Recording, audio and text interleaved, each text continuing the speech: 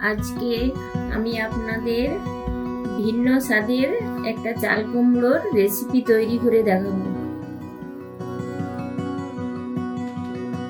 এখানে উপকরণগুলো লাগছে চাল কুমড়ো, চিংড়ি মাছ, নারিকেল কোড়া, হলুদ,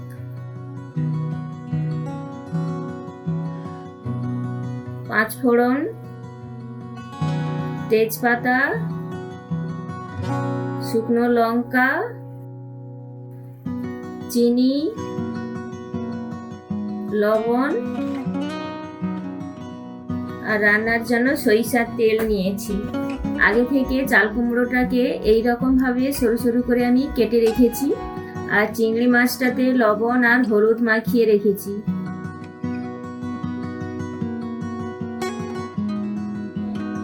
এখানে বেশ কিছুটা সরিষার তেল দিয়ে দিচ্ছি।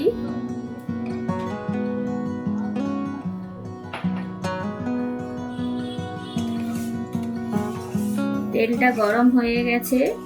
এখন প্রথমে আমি চিংড়ি মাছটাকে ভেজে নেব হালকা করে, বেশি লাল করে ভাজবো না, এটাকে আমি সামান্য একটু ভেজে নেব।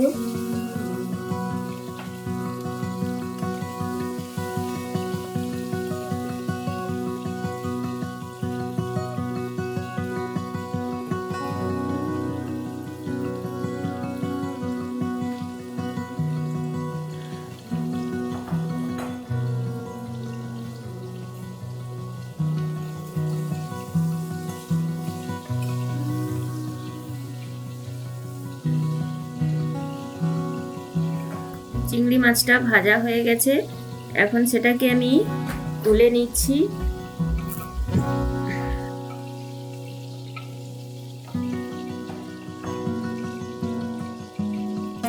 দুটো শুকনো লঙ্কা দিয়ে দিচ্ছি, দুটো তেজপাতাকে আমি এইরকম কেটে দিয়ে দিলাম আর পাঁচফোড়ন দিয়ে দিচ্ছি।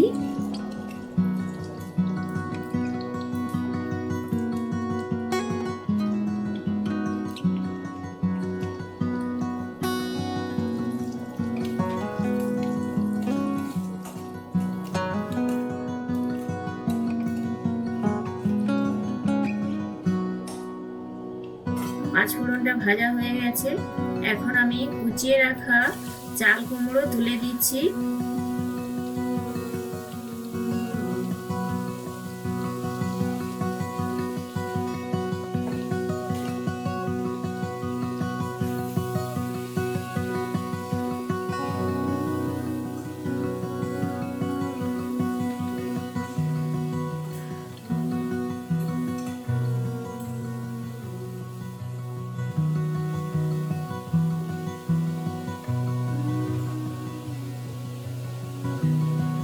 পরিমাণ মতো হলুদ গুঁড়ো দিয়ে দিচ্ছি।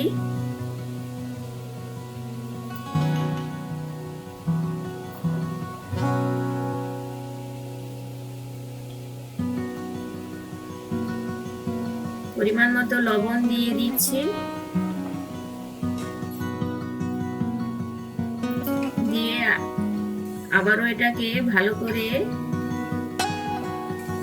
চাল কুমড়োর সঙ্গে এরকম করে কিছুক্ষণ আমি মেখে নেব। কিছুক্ষণ আমি নেড়ে নিচ্ছি।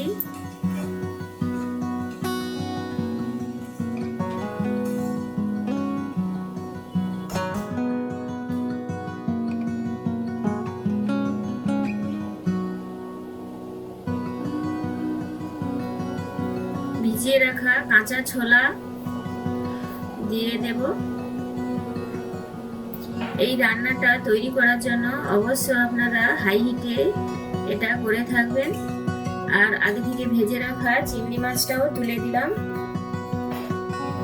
দিয়ে সমস্ত উপকরণগুলোকে আবারও একসঙ্গে কিছুক্ষণ নেড়ে নিচ্ছি আমি।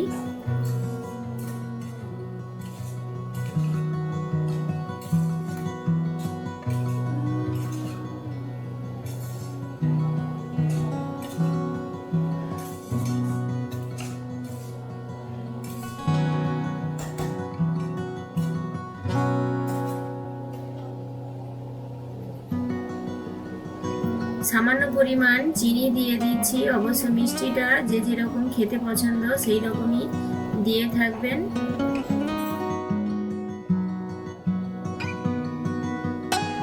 নারিকেল কোড়া দুধ দিয়ে দিচ্ছি।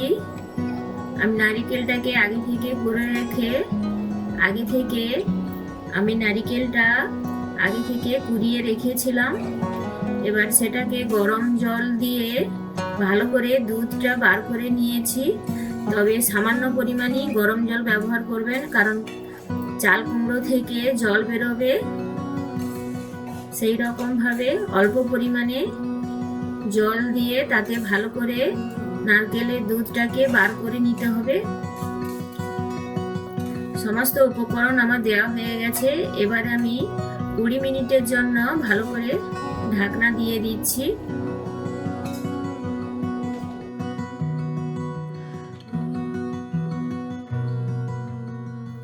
20 মিনিট পর আমি ফিরে এলাম।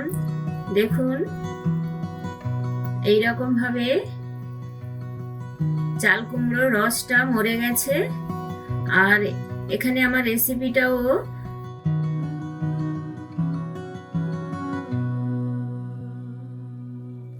তৈরি হয়ে গেছে এটা পরিবেশনের জন্য।